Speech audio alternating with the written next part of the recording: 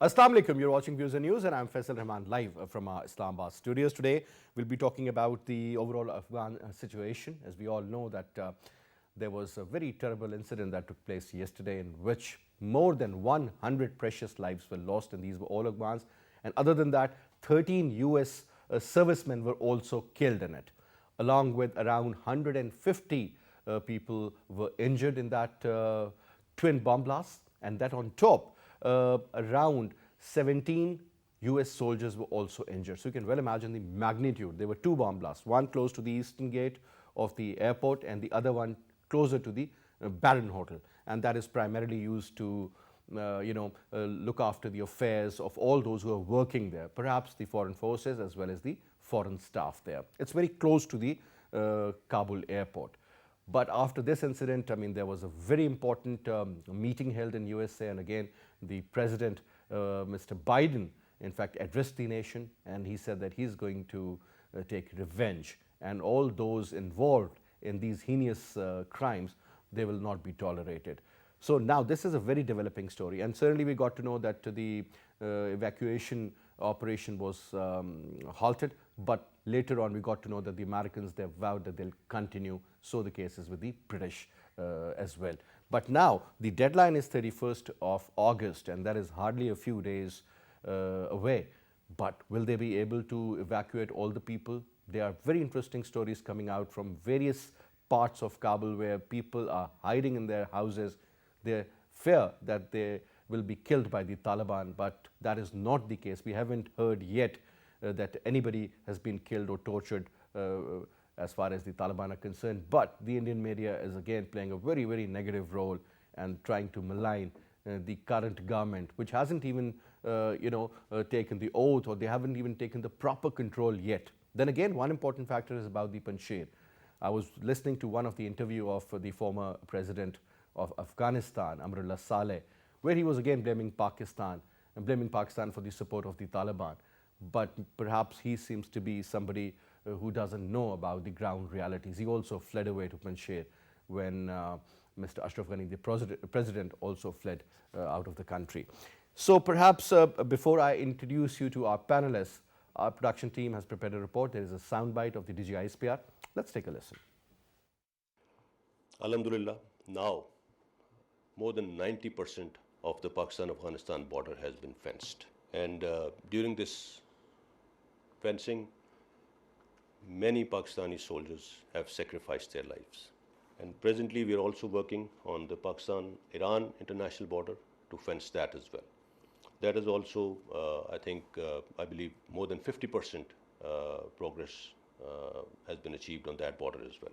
On Pakistan-Afghanistan border, we have 1,238 border posts and forts, whereas what do we have on the other side? Just 377 posts, with miles and miles of distance in between. So it's practically not possible for that side to see who's moving where. So it was a one-sided affair, continued to be one-sided affair. Now, after 2 decades of this century, we can say that we have fought off this menace of terrorism fairly well, and that too as a nation, with a whole of nation approach. The way situation was unfolding in Afghanistan, there can be a spillover into Pakistan. And that is the only reason that we took all these steps. And this is not, these are not overnight steps. We started way back, starting from maybe 2014. That is when we started beefing up our security in these areas. That is when we upped the ante against the terrorist infrastructure which was over there. And after we concluded Zarb-e-Azb, that was the conclusion of major military operations in these areas. Then we started off with Operation Radul Fasad, and as I said, it covers the complete country, and all law enforcement agencies are involved in that. We've always said that, maintained, and we've always been informing the previous Afghan government as well that TTP had sanctuaries inside Afghanistan. They were using Afghan soil against Pakistan, of course, with the help of the spoilers. But we, the situation is still very fluid on that side of the border. The Taliban leadership have conveyed that they will not let the Afghan soil to be used against any other country in the world. And we have to take them on their word. And we believe that they will take some very effective measures to ensure that TTP is not able to operate against Pakistan or any other country for that matter from the Afghan soil. So we trust that it will happen. And if they try to, operate on this side, well, we are already going after them. As I said, there is no organized infrastructure left in Pakistan, alhamdulillah, of terrorists. We've taken them out of here. And that is why they've taken refuge in Afghanistan. So they cannot operate freely over here. That was the DGISPR, and let me quickly introduce you to our panelists. We have with us in our studio on my right is Professor Dr. ZAFAR NAWAZ JASPAL Sahab, an expert on international relations. Thank you so much, sir, for your time. And we'll also be talking to Lieutenant General RAZA Khan, senior analyst, and will be joining us on Skype. Jal Sahab, thank you so much for your time, sir. And we'll also be talking to Hassan Khan Sahab, who's a senior journalist and an expert on Afghan affairs. He's going to join us shortly as well. But let me put this question to you now, sir. There are a lot of questions popping up in the mind of people, either who are working in Afghanistan or those who are a part of the evacuation process, that perhaps the Americans did leave in a hurry. And that has resulted in this chaos. The way people are rushing towards the airport, it seems as if every single Afghani who's stationed or living in Kabul wants to fly to United States of America. But the incident, sir, that took place yesterday was very tragic. Almost 110 lives, precious lives, were lost. Most of the people were civilians, including the women and children. And 13 US Marines, sir. Now, since 2010, this is the highest number in one go. And 18 of them got injured also. And some of them were very serious as well. ISIS has claimed the responsibility. What exactly is this supposed to mean, sir? What sort of a message is it for the Americans or the Taliban, or what do you analyze? First, Faisal, a point in here is to notice that the American left Afghanistan without proper, you can say, arrangements, transfer of power. They had to ensure the transfer of power after the, you can say, peace agreement signed with the Taliban. It was the responsibility of the Americans that there should be an inclusive government or whatever, so that there was some kind of a functional state. Today in Kabul or in Afghanistan, there is no government. There is nothing. So naturally in every pocket there is a vacuum. And that vacuum could be filled by any spoiler, including the Taliban, Islamic State or Daesh, including the India, or even who are not comfortable with the Taliban. So till the time there will be no government, it's a lawless society. Correct. And in a lawless society, this kind of the incidents one cannot, you can say, ignore. Number one. Number two, of course, Americans are the biggest responsible actor in addition to the other. So if even the British have been criticizing the Americans, the others have been criticizing the basic, it's understandable. Since 2 years it was written on the wall, sooner or later Americans will be leaving. Mm-hmm. But after the 1st May, when they said that we'll leave on the they announced, there was a requirement that they must work or arrange something in a manner that their leaving would be a proper transfer of power. You are just leaving a vacuum. And if there is a vacuum, it could be filled by anything, or these kind of the incidents, one should be prepared for that. So you believe that this could continue, and especially, when we talk about the presence of Daesh, and that was the primary concern of the Americans. It seems now the alert has also been issued that there could be some sort of a terrorist attack in the United States of America, stated by the agencies and the Homeland Security perhaps. And do you see something of a similar sort? I'm not saying that 9/11 kind of an event or of that magnitude, but perhaps something where people could be targeted.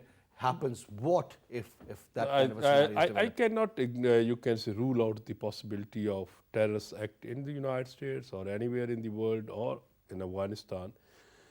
Because in this asymmetrical warfare and in the last 20 years, and now we have seen that whom they were saying terrorists, now they have been negotiating with them, and there are many ways to look into it.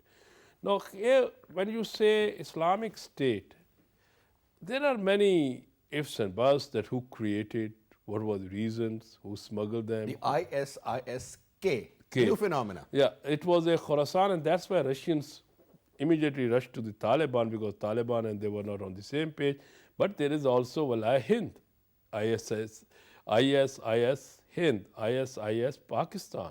So we have to be careful about them. These are the new, you can say, even many Al Emerging Qaeda members threats. are with them. So if there will be an incident, and today what the Biden had categorically said, he said that they will be going to trace them and take a revenge. We have to not forget, a few years back when there was a review of the American strategy, in that they came up that in the future, instead of having a foot on the ground, they will go for aerial power, drones or high tech. Just go and destroy, take a revenge and return. My understanding Surgical is, strikes. yeah, they may resume the surgical strikes here and there. They are only waiting till the time there is an evacuation process. This is one thing which we have to keep in mind. And second is that in this Islamic State, who are biggest loser today in Afghanistan, that is India. And India has a context with them. Even ISPR had claimed it. So at the end of the day, you believe that India could be behind this attack through the ISIS? No, Indians cannot take a risk They to will be- attack, they'll to be take acting as a spoilers. risk They have to always done attack that. on the Americans, Marines. But in this kind of a process, anybody could be a victim. But at the same time, look, the airport is most vulnerable position where there's a too much gathering. And this is not a phenomena that the people are leaving Afghanistan, the Afghans are leaving Afghanistan because of the, you can say, fear of Taliban. They are leaving Afghanistan as people are here going in the boats and ships and in the traveling through the mafias, going to the Europe or the America. This is a natural. So for a better life, they are going there and they are thinking this is the only option. Maybe even many Talibans are going And with there are them. a lot of questions also raised. What is the criteria of people who are being picked up by the Marines, and then, they were loaded in the, I would use the word loaded. Yeah, because I think that the Marines or the Americans, they recruited there, what we call it, CIA army. They never take them with them because they need them there in Afghanistan. But these people are the only just that they are carrying or the people are going. There's no planning. These number of people could be used against the Taliban.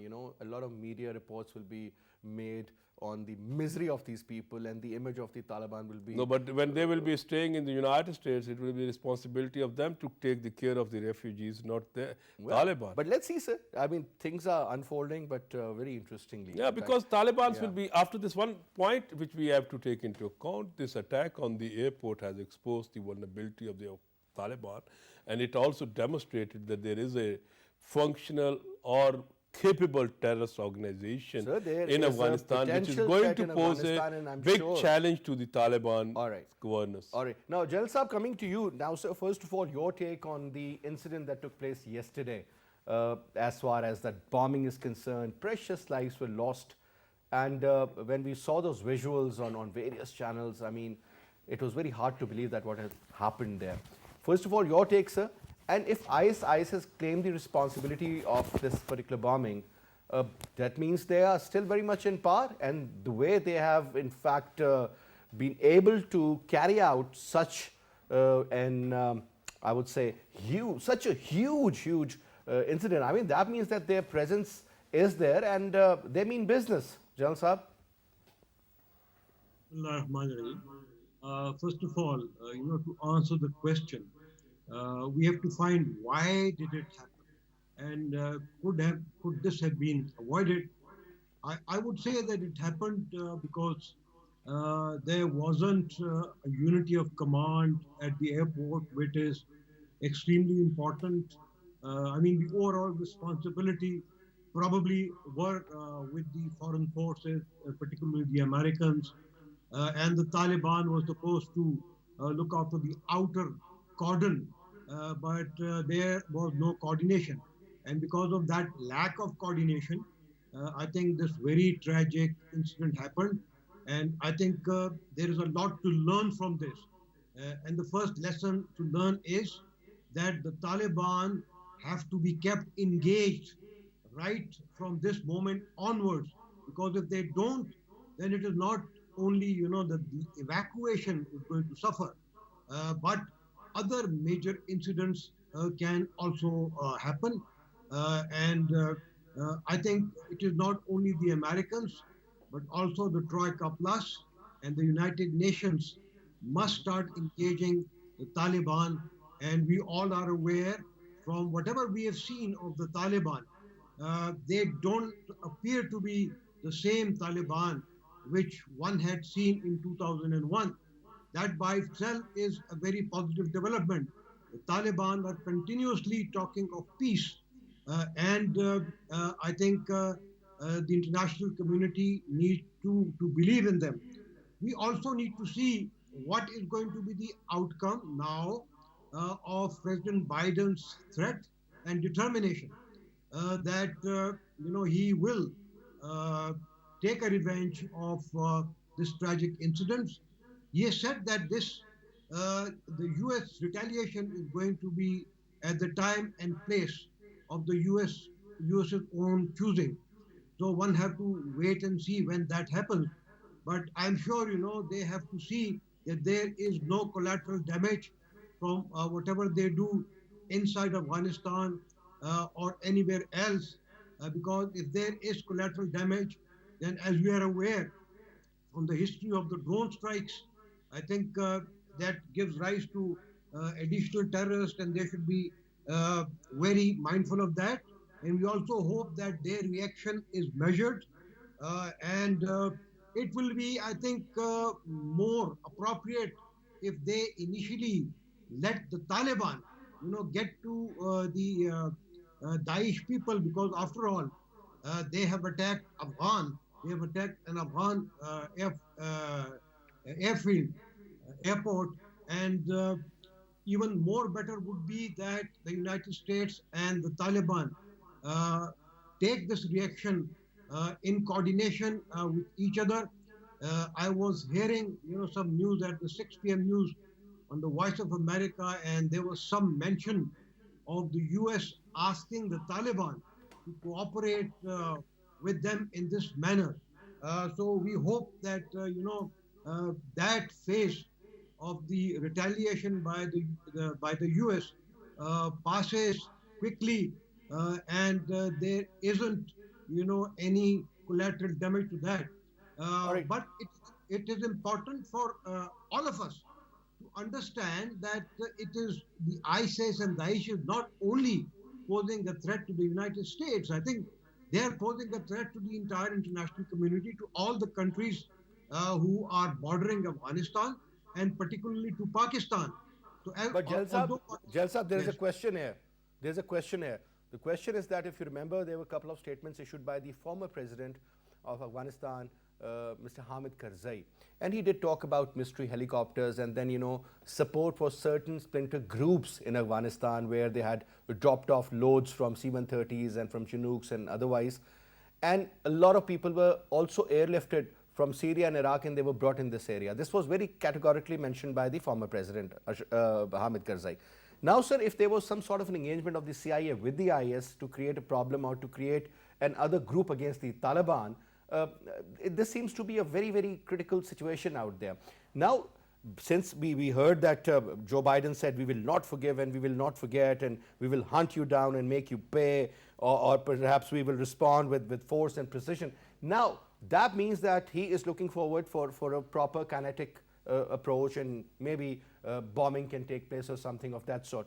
Do you think, sir, the Taliban along with the Americans can do this, conduct this, where the Americans in fact, Taliban were always considered as an adversary, whereas the ISIS deep down was somebody who was supported by certain intelligence agencies, perhaps including CIA and RAW and NDS also? I think this incident clearly, points towards cooperation between the United States, the West, and the Taliban to tackle a common enemy. So Daesh is now a common enemy. I do not know, what the former president of Afghanistan has been saying, because he did not give any evidence, and maybe that was a certain phase, in the past. But I think in the last 1 or 2 years, what we have been hearing and what the Taliban themselves have been claiming is that they are fighting against the Daesh, and they have even suffered casualties because of that. So therefore, I'll say it once again that it is essentially the responsibility of the Taliban to sort out, all the terrorist groups inside Afghanistan, because they have made a solemn pledge to the international community in the Doha Agreement, and also in the Kabul Agreement, that they would not allow any terrorists to operate from their soil. So I think that is primarily now their responsibility, and the US could actually support them in taking out the Daesh and the ISIS targets or any other terrorists who may be there in Afghanistan. All right. Now, Professor Saab, another important area, and that is about the India's role. I mean, that has been extremely negative in Afghanistan. But again, having said that, today also the DGSPR talked about it. Now, sir, a lot of people believe that the Indian role has diminished, has been eroded to a very significant level. But you still believe that there could be somebody operating for the RAW, and these people, whether it's ISIS or other, or TTP perhaps, and there were certain other splinter groups, they are in contact with RAW, and whatever is happening, it is on the behest of the Indian intelligence agency. My understanding is that India has a still footprints in the Afghanistan. India invested a lot, more than 3 billion. India had recruited a lot. There are many ex-Afghan services people who were trained in India. ISPR also mentioned that.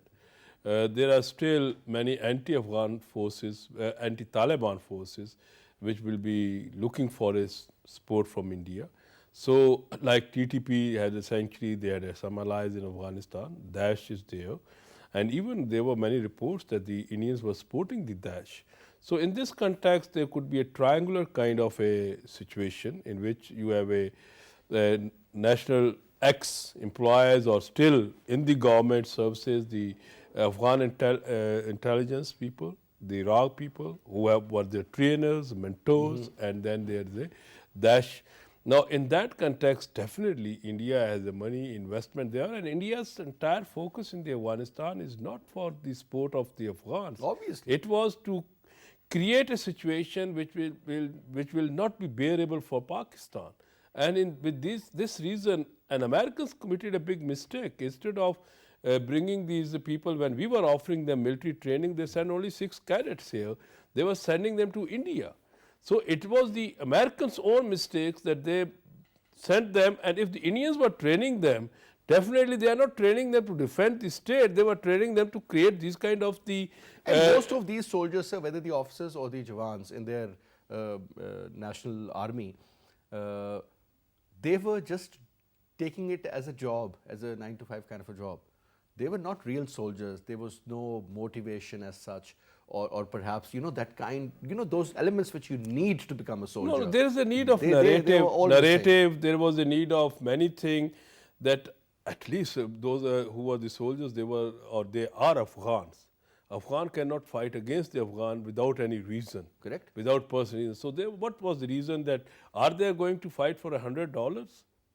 They are not ready to fight for $100, and especially when the American support has gone, from where the dollars will come. When the Ghani was running away, when this, this vice president who's just claiming that Pakistan is supporting, where is he? Why he was not leading from the front? So this kind of thing, when the leadership is hiding, there is no harmony between the commander and the troops. There is no harmony between the leadership and the people. There is a big vacuum. They were living in the big mansions. These people were living in a poverty. Their pays were cut by the, contractors. The big money has gone to the contractors' pocket, or even in the Americans. So by this way, if you are expecting, and when you are getting the trainers were not training them to fight for the state. They were training them to fight for their objectives, like the Indians were training them to cooperate with these kind of the TTP or go for Pakistan or XYZ. So in a such situation, you cannot get a Soldiers are trained not soldier. created like this, absolutely. But sir, one quick comment before I go to General Saab, and that is about the overall situation right now in Afghanistan. Sir, do you think the Taliban are in a position, I mean, after having those military assets they've occupied while they were gaining land, do you think, sir, Taliban, they are in a position to open up so many fronts? Because you talk about IMU, you talk about Eastern Turkmenistan movement in China, or you talk about TTP, now you talk about Daesh, or you talk about other factions close to the Tajik border, or their own Afghan people who were previously in the government but now they are in the opposition in one way or the other. Do you think they can open up all that? Look, Taliban are in a very tough position. It's very interesting. Even there was a Central Command's chief has just said, General McKenzie, yeah. yeah, McKenzie, that the Taliban are the biggest sufferer in this because of this incident. I fully agree with you that the Taliban have to face a big challenge, how to control or how to deliver or how to ensure that the Afghan territory will be not used against anybody. As we are asking them, the TTP, if the TTP will, Chinese are asking them, the East Turkmenistan Islamic movement, Uzbeks or Russians will be asking something different. So these are the big groups. Either they return their own countries, rehabilitated or eliminated. If they remain there, and in this you can say the Taliban have a small arms, they have a small arms, topography is such as this conflict will continue. But at the same time, if the Taliban have to deliver, then definitely they have to keep an eye how to get rid of them, how to engage them, how to rehabilitate them. So this will be a tough time for the Taliban as well. All right. Now, Jal Sahab, coming to you, Professor Saab says that tough times ahead for the Taliban leadership. But sir, we still haven't heard much from Mullah Habatullah Akhundzada sir. A lot of people, even especially when we talk about him, the Indian media is really talking about it. And at the same time, they are also engaging the former Vice President Amarullah Saleh in various talk shows, and his narrative is being promoted. And obviously the blame game, and the issue regarding scapegoating Pakistan is always there. But one important factor, sir, he says that he needs moral support and he needs political support. When it comes to this question was put to him that, what about the kind of assets you have? He says, well, I can't disclose the number of soldiers which are with me, but their morale is very high. And yes, we can give a befitting response to the Taliban. I mean, do you think the Taliban, who have surrounded the Panjshir Valley, which has never been conquered before, is going to be the real battleground, that is going to be the real bone of contention between the former government, I would say, movers and shakers and the current Taliban regime, sir? I don't think so. The situation is very different than what it was, I think, 2 decades earlier, because the Panjshir Valley has been totally surrounded by the Taliban. The logistic sustenance of that valley has been cut. And as of today, I think the two people, the two so-called leaders, the former vice president and the son of Mr. Ahmad Shah Masood, they have already agreed not to fight and to start talking. So I think the Taliban will soon be able to take care of that. But very quickly now, I'd like to comment on a few other things which we have already discussed. I think the estimate of the situation or the intelligence assessment of the United States failed, and that is one reason of this chaos that you are seeing there. They did not comprehend, or they did not assess that the Taliban would succeed so rapidly. So I think they need to accept at least some of the blame for that. Also, inflexibility of both the Ashraf Ghani regime as well as the Taliban are responsible, for all this, because the United States has been urging both sides for at least over a year to be flexible and to agree to power sharing, but they did not. I think Ashraf Ghani is more to blame, and President Joe Biden, I think 2 days or 3 days back, he had said that he had been advised that he should share power with them, but he didn't listen to them. So he is squarely to blame for that. As when it comes to to the training of the Afghan armed forces, of course it is not only the training and the weapons or the equipment, it is also the motivation and the will to fight, which was not there against their own people. And essentially, when they were there, not only the Afghan officers, military officers, but the civilian officers, they were constantly and regularly, all of them were brainwashed against Pakistan. That is something I think with the Taliban and the Western community needs to keep in mind. Uh, I think what should be done now?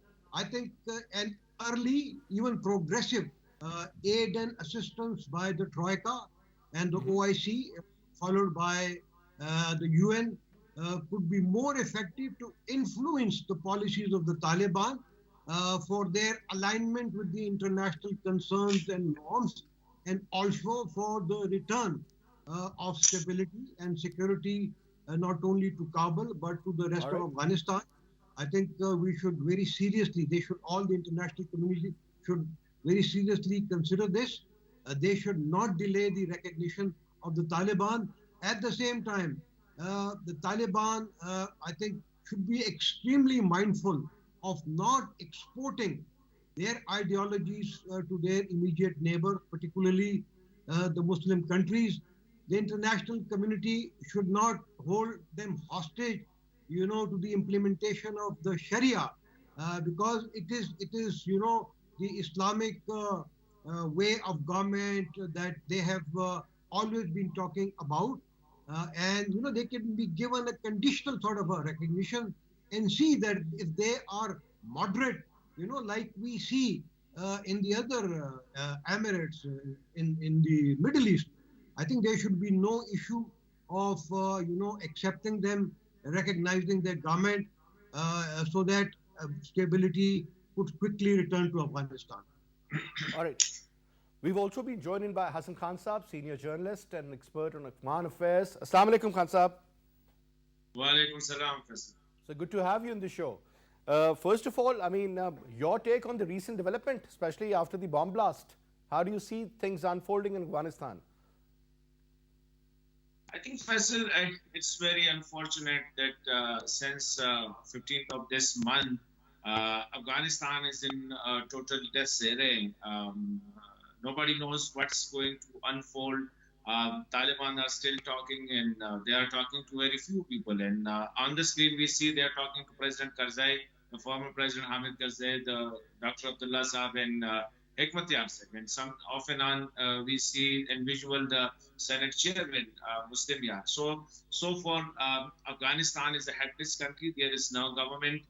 The international community, including Pakistan and the regional countries, they are all are in waiting what is going to unfold in Afghanistan. And unfortunately, the yesterday events, it was a heart-saddening events, and I think in the history of Afghanistan, it seems to be the biggest one, where more than 150 people got killed and more and hundreds were injured, including the American soldiers. And you know that the ISKP, Islamic State Khorasan province, they have taken the responsibility for it. It means that Afghanistan, so far, as I see it, there's nobody is in command. Taliban are in total confusion, and they have put the whole world in confusion. Otherwise, I think 15 days were more than enough to come up with at least with an interim setup where we can see a head of the state, where we can see a head of the government, where we can see a functioning cabinet, etc. So right at the moment when we are talking at this time, Afghanistan, there is no police, there is no security forces, there is no government, the departments, just with the melting away of the former government, all the departments and all the institutions are also melted away. So this incident, which has been taken by the responsibility is taken by the Islamic State, it means that what we were expecting, that once Taliban are in Kabul, and once they took control of the entire country, so many things would happen automatically. And unfortunately, in Pakistan, most of the time I have seen people romanticizing or fantasizing the Taliban setup. The Taliban are capable enough to take control of the country and run the country according in a very peaceful manner. But now I see mostly Taliban are proving it that they don't have the capacity, they don't have the technical hands, the technical experts to take on the government departments, and neither they are capable enough to let the people who are technical, who have the experience of running the departments, who have the experience of running the police force, the military force, or even the other government department. So far, the Taliban failed to call these people back to their offices and let the office functions, let the police force, they are in the uniform forces there in the streets, in the markets. So unfortunately, Faisal, right at the moment, what I'm observing in Afghanistan is total confusion, it's total chaos, and this is everybody's game Total now confusion, in Khan Saab, Afghanistan. total chaos. But the question again is that initially most of the top analysts all around the world, they were saying that the Taliban will not be able to take over Afghanistan so soon. But the Taliban did. Later on, everybody thought that there is going to be a civil war-like situation. And even, you know, a lot of foreigners I had a word with during the shows, and they said, well, civil war-like situation is already there. Well, we didn't see that either.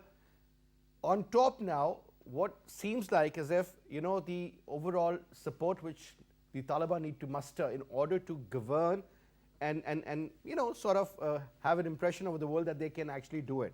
Because again, one question that has been asked very frequently, whether they are capable of running the government or not.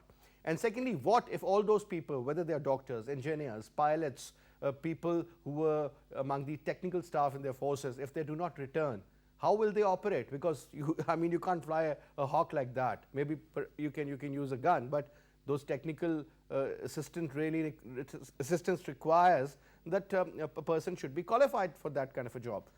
If that element is missing, you believe that there could be a lot of problem for the Taliban, and on top, if certain non-state actors or groups like Daesh are promoted by the spoilers, things could really get against the Taliban also, sir. Look, Faisal, I think earlier Dr. JASPAL was talking to you. He elaborately, I think, talked how the Afghan military, why the Afghan military failed to confront the Taliban force, and what are the situation. There may be other situation also, but one or two were just mentioned by Dr. JASPAL, that the will to fight against whom? Against their own people. So definitely, if a person died either from either side, so the coffin went to an Afghan house. So that was one reason for that. And I'm sure that definitely what you mentioned, that people were not expecting that they will take it so soon. I think that no doubt the situation which emerged in Kabul on 15th of this month, they not only surprised the world, but including Taliban. Taliban were also not expecting that so soon the gates will be open for them. The government will just melt away, and they were totally even caught unaware. So that's the fact also. But Faisal, what Taliban were planning, they were not planning just to finish off the government by 15th, 16th, or 17th of this month. They were having their own planning. But you know, it's most of the time the things do not happen as you wish. So the situation in Kabul didn't unfold as the Taliban were wishing. So Taliban were not prepared for the other eventuality. If the situation did not go according to their plan, so whether they were having a plan B or not, even look, when internally there are reports that there are differences in the Qatar Shura, in the Kandahar Shura, among the Haqqanis, among the Kandahari group and the Haqqani groups. So I think that no doubt in such a situation, these things I understand. These things are quite normal. But when there is an emergency, so an emergency in everywhere, so you have a plan that if things happen like it, so this man will be in the command. If he died, so Yeah, the this man will contingency be in the planning. command. Yeah. Yeah, the emergency planning. Taliban doesn't have that emergency plan. One, two. Taliban were having that baggage of the past, the way they treated the people in the past. So as soon as they were entering the major cities, so those memories get refreshed in everybody's mind. And people were expecting that Taliban will definitely. So they proved the people wrong. They didn't go for violence. They didn't go for revenge against their opponents, etc. But the way they should have from the day first, instead of what I say, letting the other people, the former governors, the former administrators, etc., removing them from their post, it would have been much better for Taliban if they were having a bit of the governance ideas in their mind, that they should have let them continue at least for a week, for 2, for 3. So the people who were working under the former governors or the former police commanders or the former military commanders, so at least they would have the confidence to return to their offices and continue the job. But unfortunately, the Taliban failed to practice that. They went to the governor house, make their own men sit there, and the others were just let them go unceremoniously. So I think this is the reason that today we are almost, this is almost 14 or 13th day when Taliban are in Kabul. They are everywhere in Afghanistan, except a small valley of Panjshir, a small district or province of Panjshir, but they don't know what to do. They don't know how to let the people come and join the offices. They are requesting the people, but if they were having an idea that as we enter Kabul, we will let all people continue their work. The doctors will go to the hospitals, the directors will go to the head office, So the you need to DG, have a the proper secretaries. conducive environment for that. Nah? That isn't there yet. Yeah. People are scared, people are confused, as you earlier mentioned. But since I'm running out of time, thank you so much, Hassan Khan. General Raza, it was a pleasure to have you. And Professor Saab, always great to have you on the show. So thank you so much for your time as well. And that's all we have for this week. I'll see you on Monday. Till then, you take good care of yourself. Have a great weekend. Khuda Hafiz.